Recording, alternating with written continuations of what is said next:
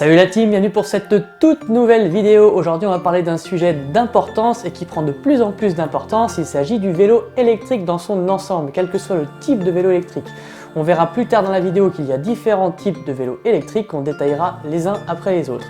Donc pourquoi c'est important? Parce qu'actuellement, chez les détaillants, donc chez les spécialistes du cycle, donc je parle là des vélocistes et non pas des grandes surfaces de sport spécialisées, eh bien les ventes de vélos électriques représentent pour beaucoup d'entre elles plus de la moitié des ventes, voire pour certaines boutiques qui ont fait le choix de se spécialiser uniquement dans le vélo électrique, 100% des ventes. Ce qui prouve que ce marché qui au départ passait pour un phénomène de mode, eh bien maintenant est vraiment ancré dans le paysage cycliste français.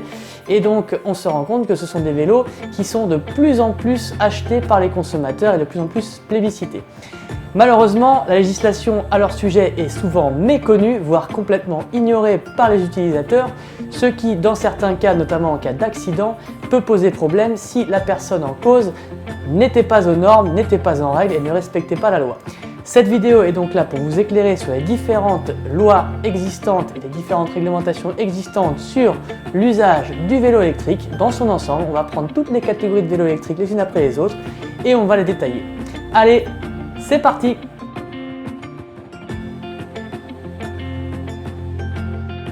Dans la grande famille des vélos électriques, la plus grosse catégorie concerne les VAE ou vélos à assistance électrique. Il s'agit de vélos qui doivent répondre à trois principales règles d'or. La première règle, c'est que l'assistance ne se déclenche que si le pilote pédale. Il ne s'agit pas d'une propulsion mais bien d'une assistance. Si vous ne pédalez pas, le moteur ne s'enclenche pas.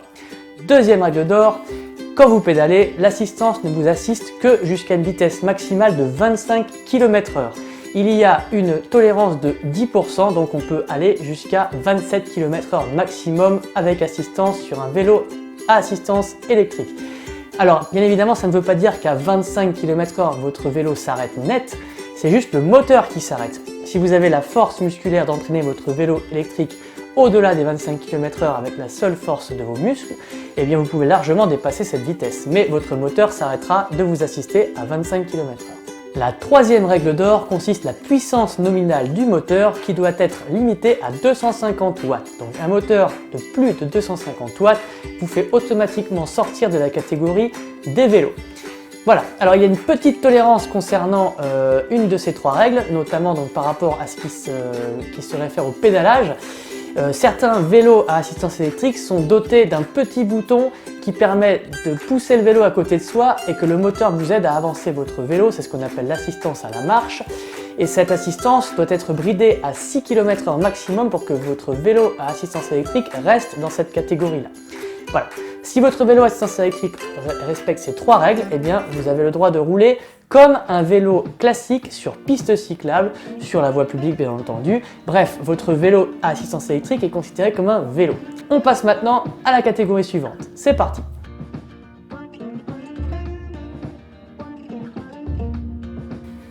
On arrive maintenant à la deuxième catégorie de vélo électrique, il s'agit du vélo speed bike ou speed pedelec ou pedelec ou speed e-bike ou VAE 45 km/h. Bref, vous l'aurez compris, il y a de nombreuses appellations pour désigner ce type de vélo électrique, mais il s'agit toujours dans tous les cas du même type de vélo. Donc en fait, il s'agit d'un vélo toujours à assistance électrique puisqu'il faut quand même pédaler pour arriver à déclencher le moteur. Vous ne pouvez pas actionner un simple bouton ou une simple manette de gaz pour pouvoir avancer. Néanmoins, ces vélos ont quand même des différences. Sur le plan visuel, c'est vraiment très proche d'un vélo à assistance électrique bridé à 25 km/h. Néanmoins, cette assistance, elle n'est plus bridée à 25 km/h, mais à 45 km/h. Donc là, ça devient quand même des vitesses relativement importantes. Et ces vitesses, justement, nécessitent quelques aménagements particuliers. La grosse différence, c'est que ce vélo électrique n'est plus considéré comme un vélo. Là, vous passez dans la catégorie des cyclomoteurs. Vous devez donc avoir une plaque d'immatriculation. Donc là, cette plaque d'immatriculation, elle est gratuite, elle doit être mise par le revendeur s'il est habilité à le faire, donc c'est extrêmement rapide et gratuit à faire.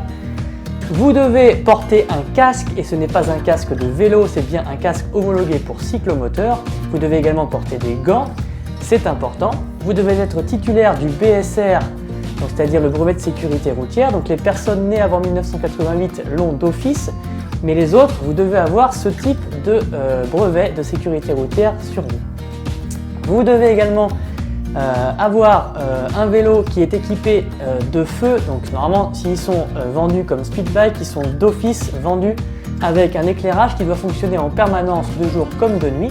Et également un rétroviseur, c'est obligatoire. Donc c'est vraiment comme une petite moto, sauf que d'aspect vous êtes sur un vélo. Le dernier point important, c'est que comme vous n'êtes plus considéré comme un vélo, la simple responsabilité civile qui suffisait pour pouvoir conduire soit un vélo, soit un VAE bridé à 25 km/h, là ce n'est plus suffisant. Vous devez aller voir votre assureur et souscrire une assurance spécifique pour un cyclomoteur.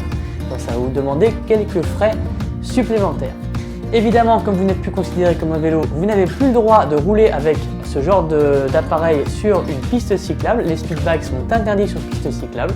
Néanmoins, ce sont des véhicules qui sont homologués, donc vous pouvez toujours rouler sur la voie publique avec un speed bike. Mais fini la piste cyclable pour vous. Voilà, je crois qu'on a fait à peu près le tour pour le speed bike. On va pouvoir passer à la catégorie de vélos électriques suivante. C'est parti!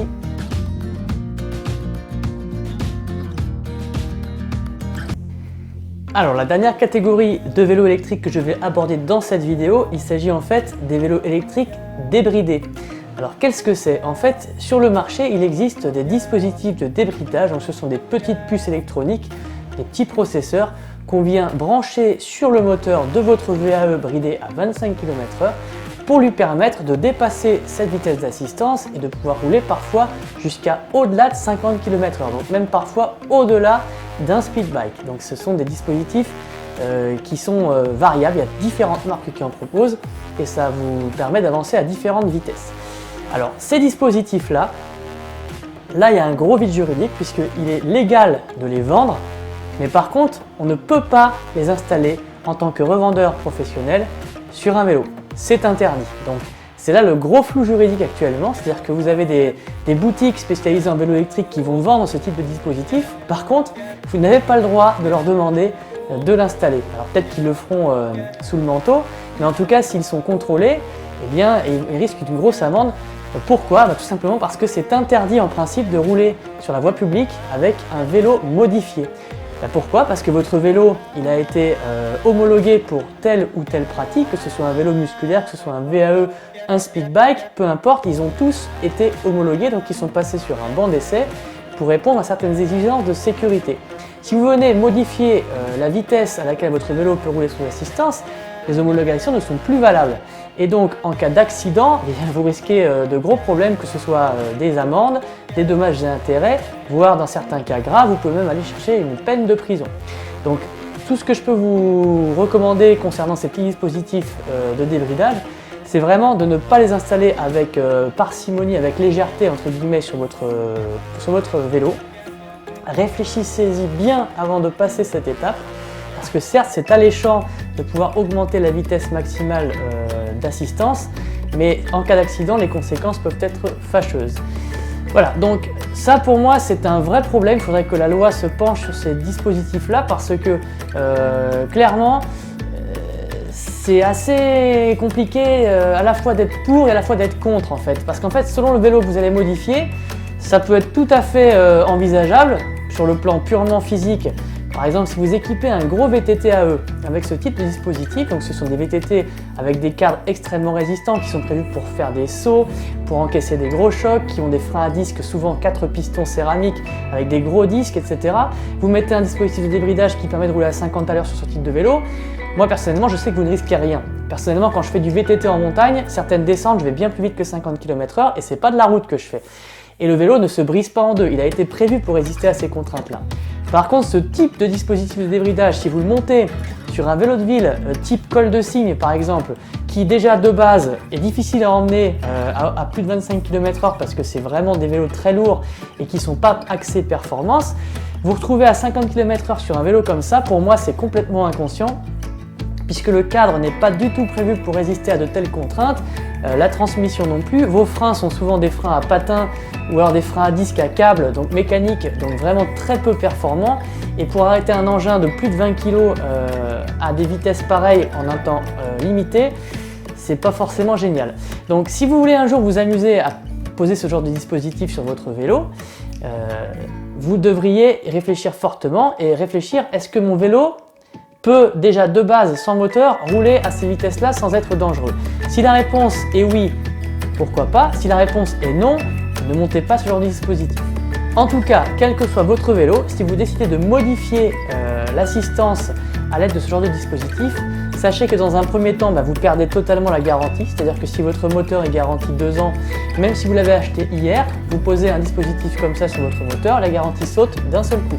Votre moteur, s'il repart en SAV et qu'une fois branché à la valise, les techniciens se rendent compte qu'il a été greffé d'un système de débridage, eh bien votre garantie saute et tous les frais seront à votre charge.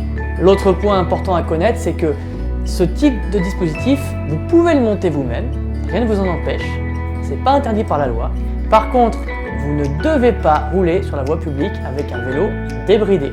Donc c'est-à-dire que si vous montez ce genre de dispositif sur votre vélo, sachez que vous ne pouvez pas rouler sur route ouverte, vous ne pouvez pas rouler sur la voie publique tout simplement. Vous êtes obligé de rouler chez vous, dans un espace privé, sur une route privée, sur une voie privée, mais en aucun cas sur la voie publique. Alors évidemment, personne ne peut vous empêcher de rouler sur voie publique, mais sachez qu'en cas d'accident, si un expert d'assurance passe et relève un dispositif de débridage sur votre vélo, même si vous n'êtes pas en cause, si vous n'êtes pas responsable de l'accident, l'assurance ne vous couvrira pas. Donc ça peut être très grave si vous avez engendré des blessures graves avec des dommages et intérêts à vie.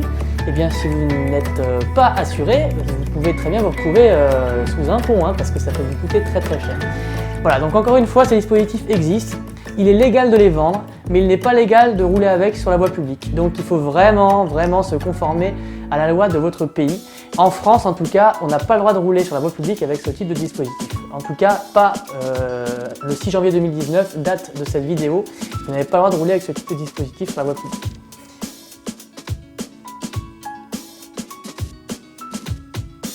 Et voilà la team, cette petite vidéo est maintenant terminée, j'espère qu'elle vous aura plu et que vous aurez appris pas mal de choses sur les différentes catégories de vélos électriques et surtout la réglementation en vigueur pour chacune de ces catégories de vélos électriques. N'hésitez pas à partager la vidéo si vous connaissez du monde autour de vous, et ce sera sûrement le cas si vous êtes cycliste qui compte acheter un jour un vélo à assistance électrique ou un speed bike, parce que c'est vraiment une tendance qui est à l'augmentation. Voilà, donc je vous souhaite de bons rides à tous. Prenez soin de vous et à très bientôt pour de prochaines vidéos. Ciao la team!